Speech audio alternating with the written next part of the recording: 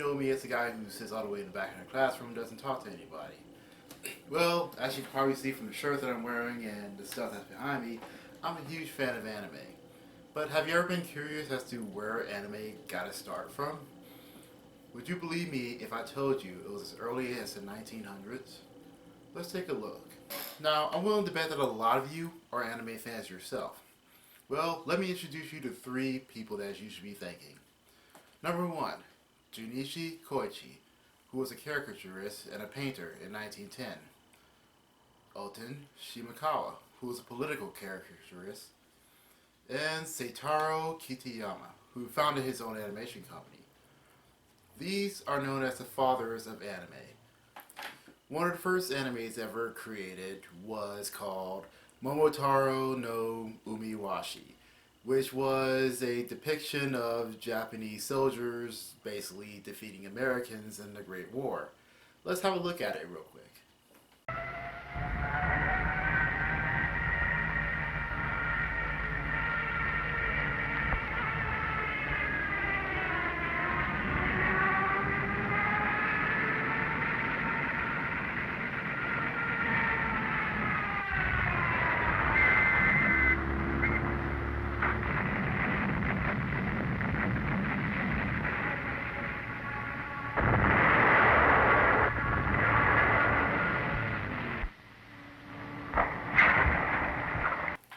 Now, as you probably saw from that, a lot of the earlier animes were actually influenced by Western animations.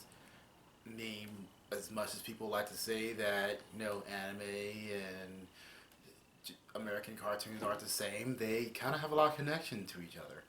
In fact, around the 1920s to 1930s, around World War II, a lot of companies had to merge together due to the fact that A, the war was kind of destroying their country, and B, a lot of studios by themselves couldn't stand up to, Disney and all the other big companies.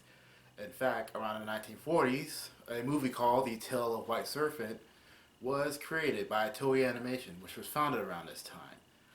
And yeah, they basically kind of ripped off Disney themselves with the whole talking animal sidekick and using somewhat of Disney's style.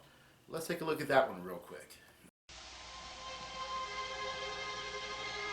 Please let me see him once again.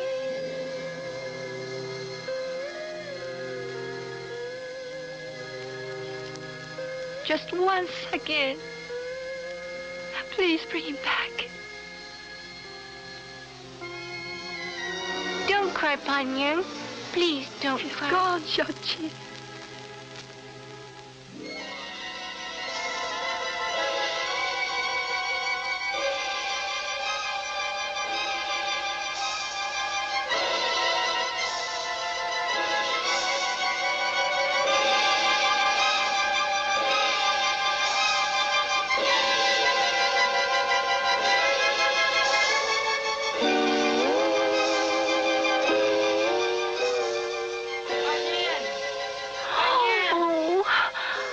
Let him see her now.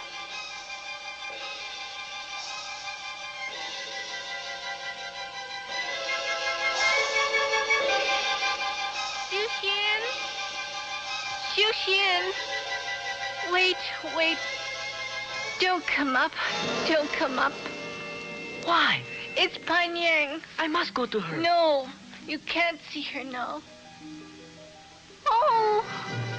Wait, Xu-Xian! Don't go up there. Listen! Pan-Yan! So yeah, despite the terrible voice acting in that one, it's actually a really good movie. You should go check it out. So moving on to the 1960s. This is around the time where anime was starting to come to America, but a lot of people didn't really know that much about it. Asuma Tezuka, who is a pretty big influence on the whole anime industry itself, which popularized it with series like Astro Boy, which he created, and Cyborg 009. He established his own studio, and other popular anime such as Kemba the White Lion and Gigantor also came from.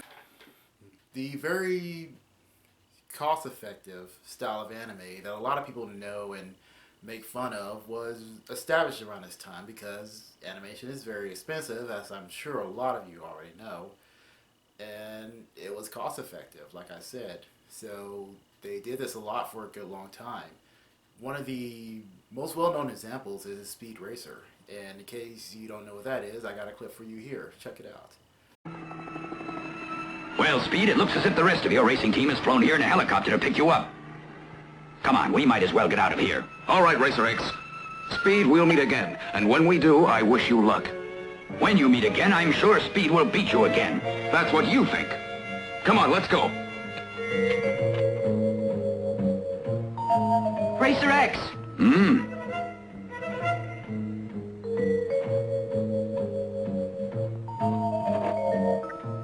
Are you my brother? Are you my brother, Rex Racer? Now, I bet that brought back some nostalgia for some of you. Maybe some of you just seen that for the first time. Definitely go watch Speed Racer. So, let's move on to the 70s and 80s. This is really around the time that anime just started to take off as anime, because we're kind of the ones that gave Japanese animation that term, so it established around this time. And it really kicked off due to Star Wars being really popular in the 70s. So a lot of space animes like, Yamamoto and Gundam and a whole bunch of other ones came out. So a lot of space themed animes came to America, and anime just started to take off from there. A lot of popular ones like, Cutie Honey and Lupin the Third got their start as well. Studio Ghibli also got their start around the 80s and started with movies like Laputa, Castle in the Sky, but didn't really take off until My Neighbor Totoro, which is another reason that anime really got a huge start in America around the 70s and 80s because of incredibly popular movies like this. Let's move on to the 90s. The 90s is where anime really started to become well known here west side of the world, with Funimation Studios being established and them gaining the rights to Toei Animation's Dragon Ball Z. They dubbed it, placed it on TV. People loved it. It blew up. So anime definitely got more of a push because of Dragon Ball Z and Sailor Moon and Robotech and all that. So just keep moving forward. It was around the time that anime kind of stopped, reflecting on Western culture and started having a style of their own. This is also around the time that big-eyed girls and all types of different fads were going on because, anime is incredibly popular. So they tried many things, some good, some bad. There were things like, One Piece. There's other stuff like way too many to name off the top of my head. It just got really big. The 90s was also a time where they actually started using theme songs from actual bands in order to basically cross-promote each other. The band would sing for the show itself, and the show would promote the band. It just kind of, cycled, and they worked together. And that's a tradition that's still going on to this day. So, yeah, I'm not going to sit here and bore you too much longer. I just wanted to give you a brief history of, where anime came from, how it got started, how it was known, basic stuff. I can actually go on for hours and hours on end about, the fathers of anime, the different animes that came and went, the animes that made a difference, the animes that just got forgotten but were really good. I'm just talking about the side of America itself. Not talking about Japan or Europe or Australia, because they have their own stories for that. And if you're curious enough, go check it out. Go do your own research. There's so much you can find on this stuff. So until then, I hope you enjoyed this video, and I hope I didn't bore you too much with it. And, enjoy the rest of your day.